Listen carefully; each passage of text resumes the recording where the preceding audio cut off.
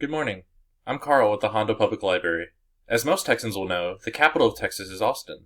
But why is it Austin? Why isn't our capital one of Texas's bigger cities? And why was Austin founded where it was? Let's answer all of these questions today in this chapter of Monday Memories. Texas had many capitals during its history as a Spanish province and later as a Mexican territory, but for time reasons, today we're going to start the history of the capital with the Republic of Texas. The Republic had a few capitals before Austin, the first four of which were provisional: Washington on the Brazos, Harrisburg, Galveston, and Velasco.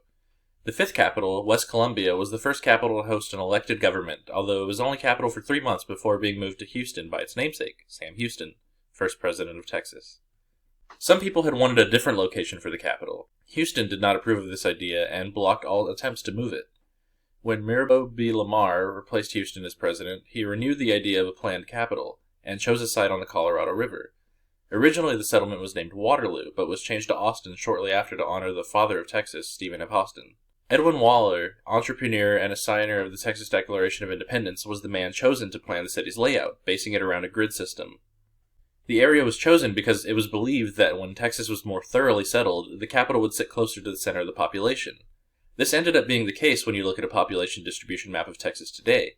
But for now, Austin lay at the edge of the Texas frontier and was at risk of raids by indigenous tribes as well as the Mexican armies, still attempting to reconquer Texas in the aftermath of the Revolution. In 1842, a Mexican division under the leadership of Rafael Vasquez captured San Antonio in a surprise attack. President Sam Houston, serving again in a non-consecutive second term, called an emergency session of the Texas Congress. Fearing that the Mexican army would move on Austin, he ordered the government leaders to meet in Houston. Many civilians fled the city in an event that became known as the Breakup. The National Archives remained in Austin, the de jure capital of Texas. Austinites were very upset with the possibility that their city would no longer be the capital, and that their settlement would fade into obscurity. Austinites warned department heads that any attempt to move the state archives would be met with armed resistance from vigilantes. Texas Rangers, under the leadership of Colonel Thomas I. Smith and Captain Eli Chandler, were sent to get the archives and caught the vigilantes unprepared, loading all the archive papers into wagons and sneaking away under the cover of night. They didn't get far before Angelina Eberly, an innkeeper and one of the few women remaining in Austin after the evacuations, grabbed a cannon normally reserved for Indian raids and fired it at the Rangers. More cannon fire and gunfire erupted, and a team of vigilantes pursued the Rangers for about 20 miles before the Rangers gave up and returned the archive papers to Austin. No people were killed or injured during the dispute, which has become known as the Archive War. Hope for Austin turned around after the annexation of Texas into the United States. Because the archives had remained in Austin, government agencies opted to return there in 1845 when it was time to start organizing the state government in preparation of annexation.